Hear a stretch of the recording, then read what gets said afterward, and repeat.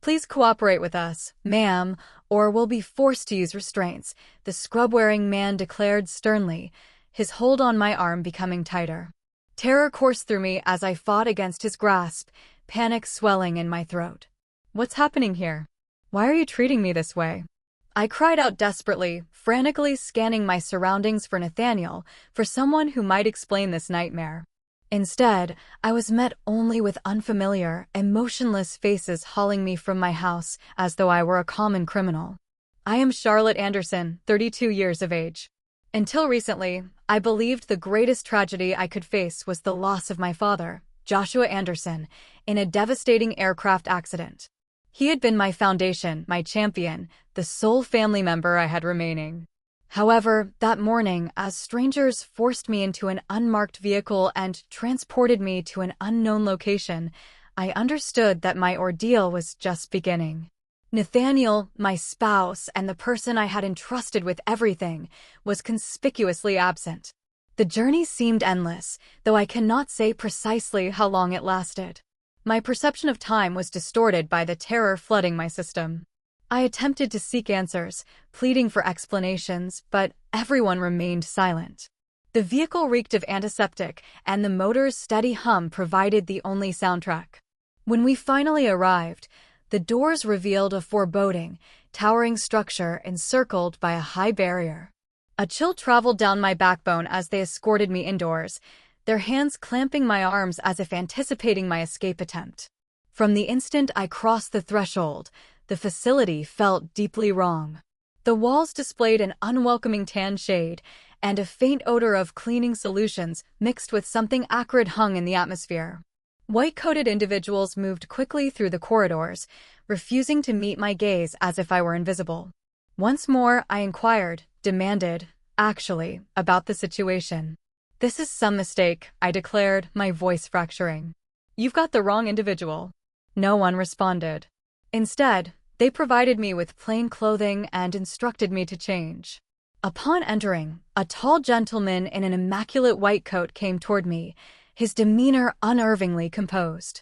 "Miss Anderson, I'm Dr. Paul Reynolds," he said, offering his hand, which I couldn't bring myself to accept.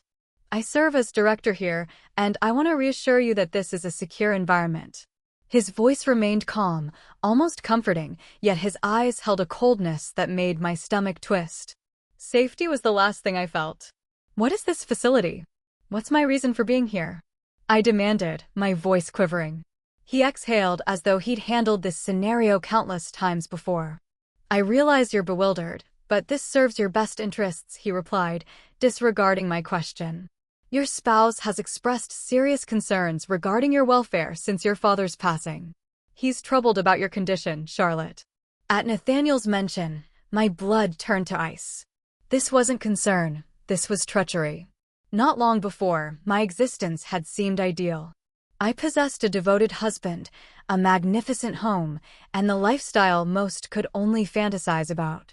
My father, Joshua Anderson, served as my stability, the man who had single-handedly raised me following my mother's death during my childhood. He was my hero, my guardian, and the one individual who truly comprehended me. Everything collapsed when his private aircraft crashed unexpectedly. A single phone call shattered my reality. I recall the precise moment I received that call. I was organizing a charity fundraiser for one of my father's causes when my phone rang. "Miss Anderson, we deeply regret to inform you." The remaining words became a blur as my knees gave way and I collapsed into the closest chair. An aircraft accident. No survivors. It seemed impossible, like a cruel hoax. My father, my hero, was gone. Several days afterward, during the funeral, I stood beside my husband while condolences from unfamiliar people flooded in. The sorrow was crushing, but nothing could have prepared me for what followed.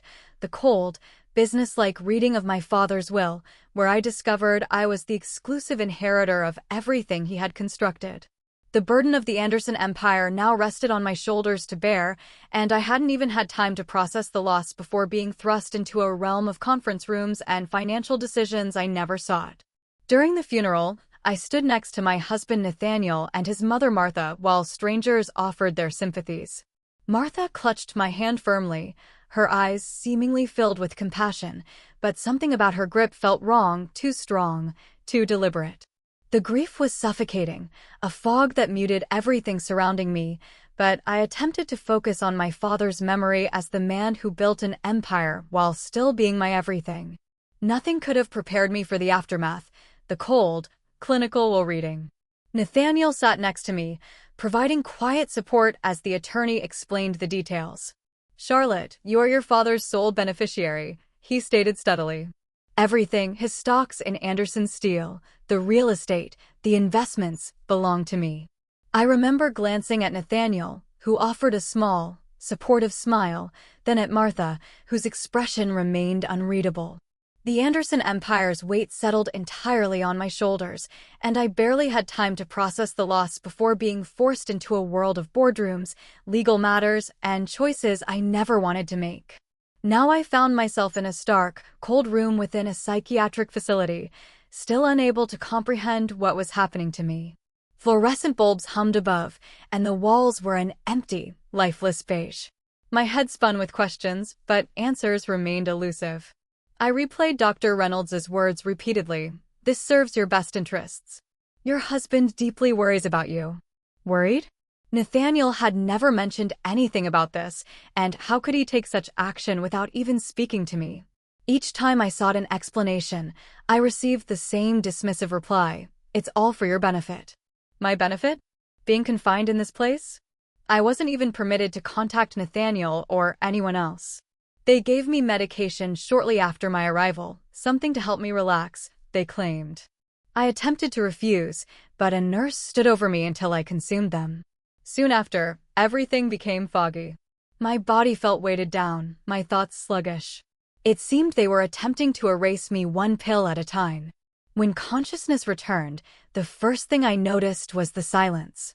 It wasn't the kind of peaceful quiet found in a comforting environment. It was empty, eerie, and crushing. I opened my eyes to see a stark white room containing nothing but a narrow bed and a steel wheelchair in the corner.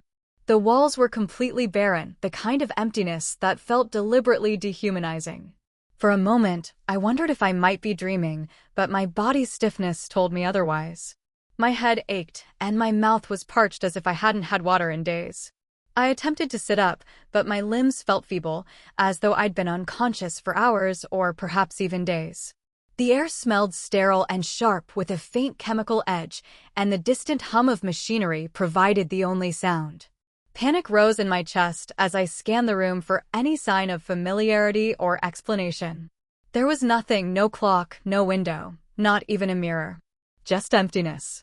I called out weakly, "Hello? Is anyone there?" My voice cracked, barely more than a whisper, and the only response was my own echo. The silence became unbearable. The longer I sat there, the heavier the weight on my chest grew.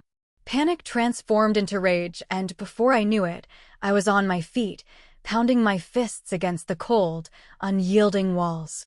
"Release me," I screamed, my voice breaking with each word. "What is this place? Someone tell me what's happening." My hands stung with every impact, but I couldn't stop. The frustration, the confusion, the betrayal, it all erupted until I was hammering on the door with everything I had. I didn't even hear the door open behind me. A nurse appeared, holding a syringe in one hand, her face blank, almost mechanical. "Please remain calm, Miss Anderson," she said, her voice devoid of emotion. I stumbled backward, shaking my head, but before I could react, she grabbed my arm with surprising strength and plunged the needle into it. "No, stop," I shouted, but it was too late. The room began to spin, and my legs gave out beneath me. My final thought before everything went black was that this couldn't be real. This had to be some kind of nightmare. The following 2 weeks passed in a haze, though I only realized how much time had elapsed when I overheard a nurse mentioning it to another staff member. I spent most of my days in a medicated stupor, barely aware of my surroundings. The medication dulled everything: my emotions, my thoughts, even the physical sensations of my own body. I couldn't summon the strength to ask questions anymore. The Charlotte I knew, the one who fought, who demanded answers, felt like a distant memory. I'd wake briefly, consume the flavorless food they brought me, and then drift back into unconsciousness. My dreams were fragmented and bizarre, filled with distorted faces and muffled voices. Sometimes I'd catch glimpses of Nathaniel in those dreams, but I couldn't determine if my mind was playing tricks or if I was clinging to the last bit of hope I had left. Each time I woke, I felt heavier, like I was sinking deeper into a void I couldn't escape. I wasn't living, I was merely existing, and that terrified me more than anything. I stared at her for a moment, trying to determine if she was serious or just toying with me. Her eyes didn't waver, and there was something about her demeanor, calm but sharp, like she was always calculating. I was confused and wary, but what option did I have? I was desperate, and for the first time in weeks, someone had spoken to me like I was a human being, not just another sedated patient. "What do you mean?" I whispered back, my voice hoarse from disuse. Lily leaned closer, her voice barely audible. "This facility isn't just for the mentally ill," she said, glancing around to ensure no one was listening. "People end up here because someone wants them gone. You think you're the first." My stomach twisted at her words, but I didn't have time to process them before she sat back, acting as though nothing had happened. "You can either trust me or remain here and decay," she said casually, stabbing her fork into a sad pile of carrots. Troublesome or not, I knew one thing: she might be my only opportunity to escape this hell. Later that day, during the brief free time they allowed us in the common area, Lily found me again. She sat down next to me, keeping her tone casual as if we were old friends chatting. "I've gotten out of here before, you know," she said, twirling a strand of her dark hair between her fingers. I glanced at her, trying to mask my surprise. "You've escaped," I whispered, barely believing what I was hearing. She nodded, a smirk tugging at the corner of her mouth. "A few times. It's not as difficult as you think, but they always find me. The streets aren't exactly forgiving, and I stick out too much. After a few days, they catch me, bring me back, drug me up for a while, and act like I never left." Her voice was steady, almost nonchalant, but I could see a flicker of frustration in her eyes. "But you," she added, looking straight at me, "you're different. You don't belong here, and you've got something they want to keep locked away. That makes you dangerous to them, and that means we have a better chance if we work together." Lily leaned closer, her voice barely above a whisper. "I got caught again the day before you arrived," she admitted, her smirk fading for the first time. "I was so close, but they picked me up a few streets over. Same routine, dragged me back here, pumped me full of meds, and threw me in isolation for a few days. But this time I've been watching, studying the new guards. They're not as sharp as the old ones." I raised an eyebrow, skeptical but intrigued. "New guards?" I asked quietly, my voice trembling with both curiosity and fear. She nodded, her dark eyes glinting with determination. "Yeah, the night shifts especially. They're lazy, distracted. I've been mapping their routines during meals, free time, and lights out. I know when the hall cameras are monitored and when they aren't." She glanced around the room, her gaze darting between the other patients and the staff. "If we do this right, they won't even see us coming." For the first time in weeks, I felt a flicker of something I hadn't dared to feel: hope. Over the next few days, Lily and I quietly began piecing together a plan. She'd whisper to me during meals or in the common room when no one was close enough to overhear.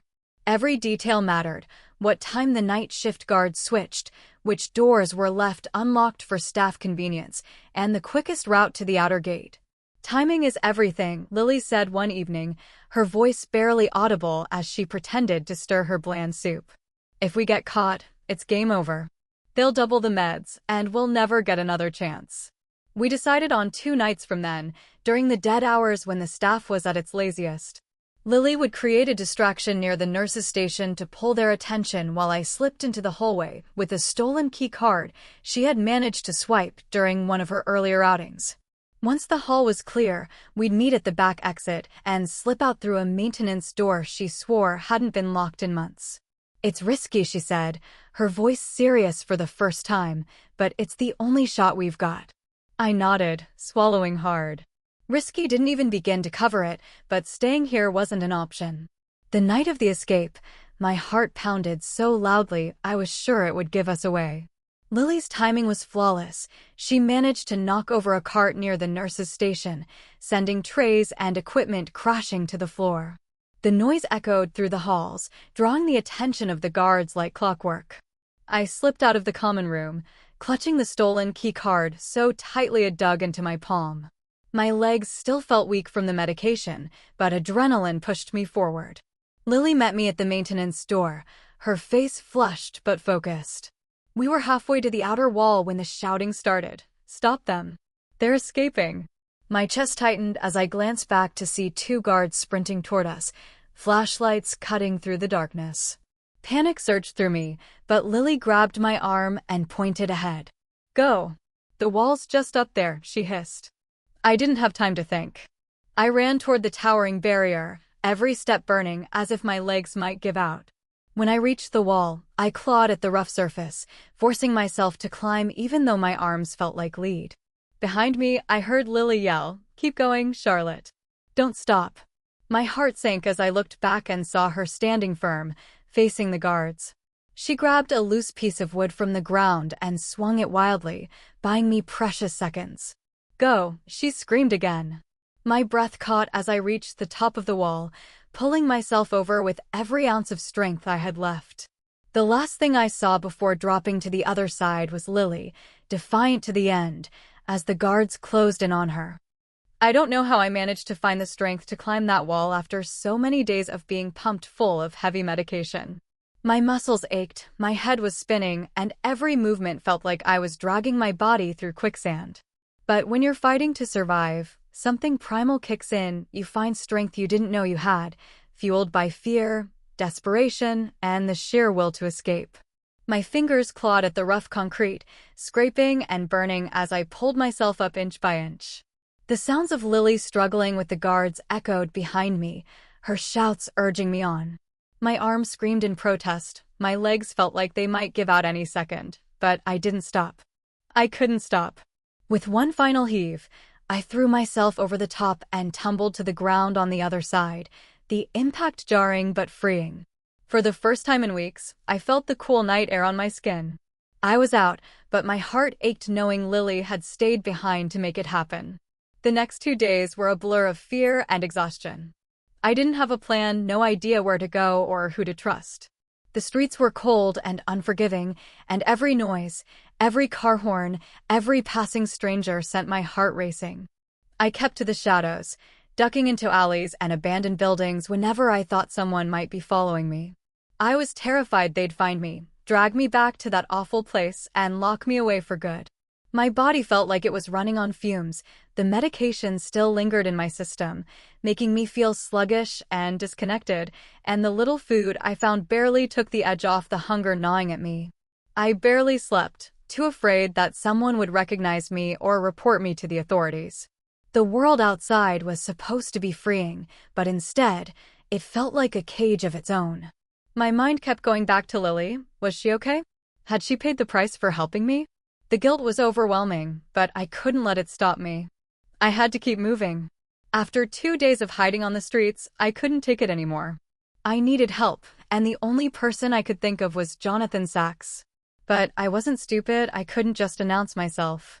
I'd managed to collect enough spare change by holding out an old coffee cup on a busy corner, avoiding eye contact with everyone who passed. Humiliation aside, it was enough to get me to a payphone.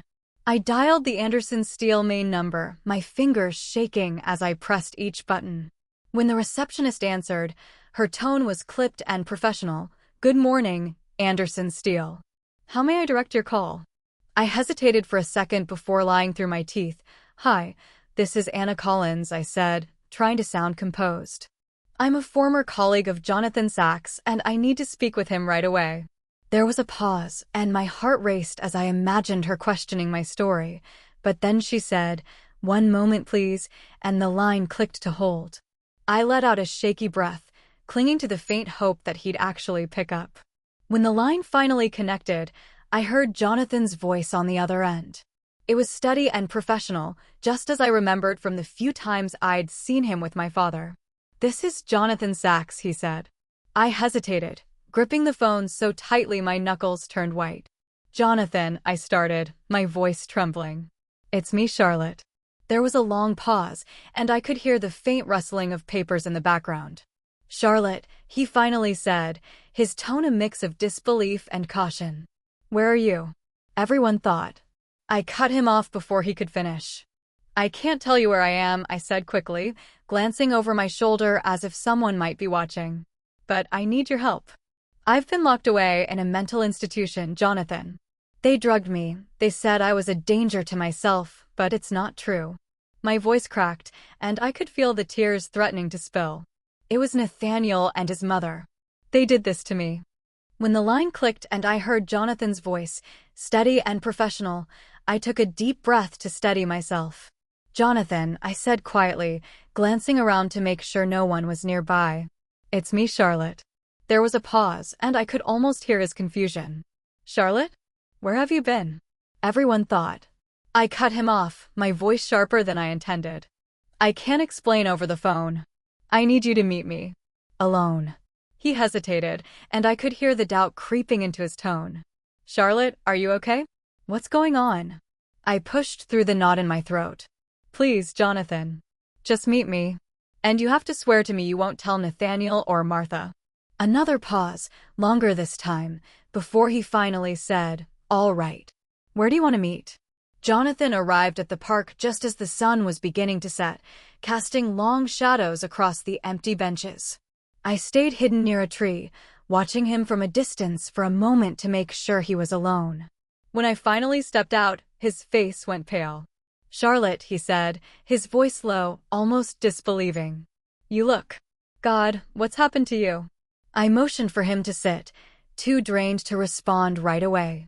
We settled on a bench far from the main path, the distant sounds of children playing barely registering in my ears. "They took everything from me," I began, my voice trembling as I tried to keep my composure. "Nathaniel and Martha, they're behind all of this. After my father died, they had me declared mentally unstable and had me locked in a facility. I've been drugged and trapped for weeks." I swallowed hard, fighting back tears. "And you know the worst part? They've disappeared. Not a word, not a visit, not even a trace. They threw me away like I was nothing, Jonathan. Nothing." Jonathan leaned forward, his elbows resting on his knees as he tried to process everything I'd just told him. "Why would they do this to you?" he asked, his voice a mix of disbelief and anger. "I mean, Nathaniel, he loved you, didn't he? And Martha, why would she go to such extremes?" I shook my head, my hands gripping the edge of the bench so tightly my knuckles turned white. "That's what I need to find out," I said, my voice firmer now. "It's not just about the inheritance, at least I don't think it is. They wanted me out of the picture completely. But why? Why go this far?" I looked at him, hoping he'd understand the urgency in my eyes. "I need your help, Jonathan. You are close to my father, and you know the business better than anyone. If anyone can help me figure this out, it's you." Jonathan sat back, letting out a slow breath as he processed what I'd told him. Then, without hesitation, he nodded. "All right," he said, his voice steady. "I believe you, Charlotte. And if what you're saying is true, we can't waste any time. You need a safe place, somewhere no one will think to look for you." He glanced around the park, scanning for any signs of prying eyes. "I have a small property outside the city. Nothing fancy, just a quiet place I use when I need to get away. You can stay there while we figure this out." Relief washed over me, though it was mixed with exhaustion. I followed him to his car, keeping my head down as we left the park. The drive was quiet, Jonathan glancing at me every now and then, concern etched into his face. When we arrived, the property was exactly as he described, small, simple, and tucked away from prying eyes. "It's not much," he said as he opened the door and helped me inside, "but it's safe. I'll bring you food, clothes, whatever you need." I nodded, too drained to say much more, but his kindness felt like the first ray of hope I'd had in weeks. The next morning, I woke up feeling slightly better. For the first time in what felt like forever, I wasn't looking over my shoulder or hiding in the shadows. The small room Jonathan had prepared was modest, but warm, a far cry from the cold, sterile walls of the asylum. I stretched gingerly, my body still aching from days of fear and exertion, but the clarity in my mind was something I hadn't felt in weeks. Jonathan arrived shortly after with a bag of groceries and a determined look on his face. "I've been thinking about everything you told me," he began as he set the bag down on the kitchen counter. "I contacted someone, an old friend who works as a private investigator. I told him what little I know, and he's agreed to help. We need to figure out exactly what Nathaniel and Martha did, who they worked with, and why." His voice was steady, but I could see the worry in his eyes. "This isn't going to be easy, Charlotte, but if they've left a trail, we'll find it." For the first time in weeks, I felt a spark of hope. Someone was finally on my side, and I wasn't going to let Nathaniel and Martha win. A week later, the door creaked open, and Jonathan stepped inside, his face grim but focused. Behind him followed a man who looked like he belonged on the cover of a detective novel, tall, sharp-eyed, with an air of quiet authority. He carried a weathered leather briefcase in one hand and nodded politely at me as Jonathan introduced him. "Charlotte, this is David Harper. He's the private investigator I hired." "David, this is Charlotte." David set his briefcase on the small kitchen table and opened it with practiced precision. "Miss Anderson, I've spent the last week piecing together what happened to you," he began, pulling out a thick stack of documents, photos, and handwritten notes. "It's worse than we initially thought, and frankly, it's astonishing how far they went to cover their tracks." He laid out the first set of papers, official-looking forms with signatures and seals. "This," he said, pointing to a medical report, "is a fraudulent psychiatric evaluation. Nathaniel and Martha hired a psychiatrist, Dr. Evelyn Mars, to fabricate this report. It states that you were a danger to yourself following your father's death and that you needed immediate psychiatric intervention." I stared at the document, my stomach turning. But how could they make that stick? I was fine grieving, but fine. David nodded grimly. "They knew grief alone wouldn't hold up, so they exaggerated your behavior, claims of paranoia, erratic mood swings, even self-harm, none of which were corroborated. That report was the foundation for what came next." He slid another paper forward. "This is the expedited court order, signed by Judge Leonard Grayson, a name that appears on several questionable cases I've investigated before. He was bribed to fast-track the order, bypassing the usual scrutiny." Jonathan leaned against the wall, his arms crossed, his face growing darker with every word. David continued, pulling out another set of documents. "Once the court order was signed, it was sent directly to the facility where you were admitted. The owners of that institution, Dr. Paul Reynolds and his partners, are known for accepting high-profile patients with special circumstances. They've been under the radar for years, taking bribes to keep people out of sight and under control." He placed a photo of Reynolds and Nathaniel shaking hands at what appeared to be a private meeting. "This was taken 3 days before your commitment." My breath caught, and my hands trembled as I reached for the photo. "Nathaniel, he planned this." "They both planned this," I whispered, my voice barely audible. David nodded again. "Not only did they plan it, but they also ensured you'd stay heavily medicated, reducing your chances of reaching out or appearing coherent if anyone visited." He tapped another paper, a ledger showing payments. "Here's the money trail. Nathaniel transferred $250,000 to Dr. Reynolds the day after you were admitted. That payment bought your silence." I felt like I couldn't breathe, the room spinning as the weight of their betrayal hit me. "And Martha?" I asked, my voice raw. David's expression hardened. "She was instrumental. Communications between her and Nathaniel show that she pushed for this. She convinced him it was the only way to secure your inheritance. Without you in the picture, they'd gain full control of the Anderson estate." He pulled out one last piece of evidence, a series of emails between Nathaniel, Martha, and Dr. Mars. They discussed everything in chilling detail, fabricating the report, bribing the judge, and ensuring you'd be kept sedated indefinitely. "They were thorough," David admitted, "but they underestimated 2 things. 1, your resilience, and 2, my team's ability to dig through the mess they left behind." Jonathan, who had been silent until now, finally spoke. "Charlotte, this is enough to take them down. With this evidence, we can not only expose what they've done but ensure they're held accountable." His voice was firm, but I could see the anger simmering beneath. I looked at the spread of evidence before me, proof of the lengths they'd gone to strip me of my freedom, my sanity, and my life. My fear began to give way to something stronger, something that had been building since the day I escaped: determination. They thought they could destroy me, I said, my voice steady despite the storm brewing inside me. But they're going to learn just how wrong they were. When Jonathan and David left, the house fell silent again, leaving me alone with the weight of everything I'd just learned. I sat at the kitchen table, staring at the stack of evidence, the damning proof of what Nathaniel and Martha had done to me.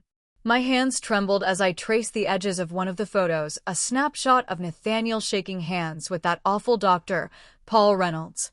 It felt surreal, like I was looking at a stranger instead of the man I once loved with all my heart.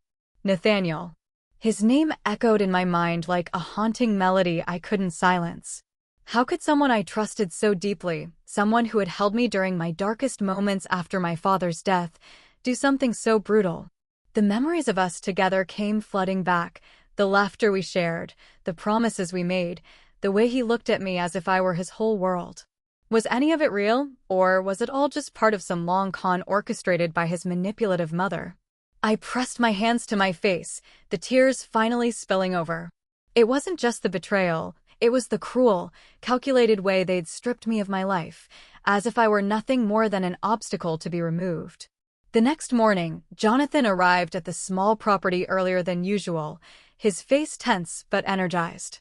"Charlotte," he said, motioning for me to sit with him at the table. "David and I spoke with the authorities last night. After reviewing the evidence, they've confirmed we have a strong case, strong enough to take Nathaniel and Martha into custody immediately." I blinked at him, the words almost too overwhelming to process. "So it's happening?" I asked, my voice barely above a whisper. He nodded firmly. "Yes. They've issued warrants for both of them, Nathaniel and Martha. The authorities are coordinating to ensure they're apprehended simultaneously. It'll be discreet but swift." Relief and anxiety flooded me all at once, relief that justice might finally be within reach, but anxiety at the thought of facing the fallout. "What happens to them now?" I asked, trying to steady my voice. Jonathan leaned forward, his tone reassuring. "They'll be taken in for questioning first. Once in custody, the evidence we've gathered will speak for itself." Jonathan glanced at me as he stood to leave. "By the way," he said, his tone calm but firm, "they already have officers watching the mansion.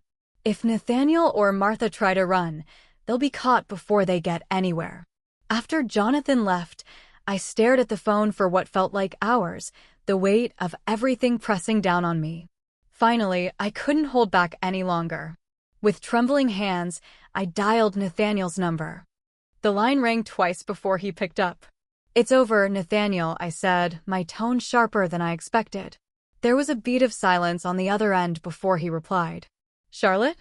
Oh my God, is it really you? I've been so worried about you. Where are you? Are you okay?"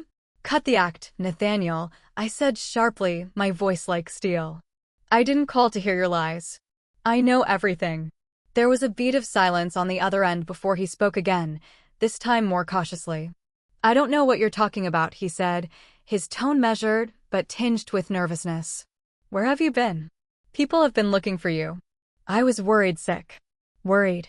I scoffed, gripping the phone tighter. "You mean worried I'd escape? Worried I'd find out about the lies you and your mother spun to have me locked away." I didn't let him interrupt. "Save it, Nathaniel. I know about the fake diagnosis, the bribes, the payments to keep me drugged and out of the way. It's over." Nathaniel hesitated, his voice faltering slightly. "Charlotte, I don't know where you're getting this from, but you've been through so much lately. Maybe you're confused." "Don't you dare patronize me," I snapped, cutting him off. "You think I don't know what you've done? I have the proof, Nathaniel. The bribes, the documents, the payments to the clinic. It's all out in the open now. You and Martha thought you could bury me, but you underestimated me." Nathaniel was quiet for a moment, and I could hear his shaky breath on the other end of the line. "Charlotte, I didn't know what else to do," he finally stammered, his voice breaking slightly. "It wasn't supposed to be like this. Martha said it was for your own good. She said you were spiraling after your father died. I thought we were helping you. Helping me? I said, my voice rising with disbelief. Do you even hear yourself, Nathaniel? You drugged me, locked me away, and stripped me of my life. You didn't help me,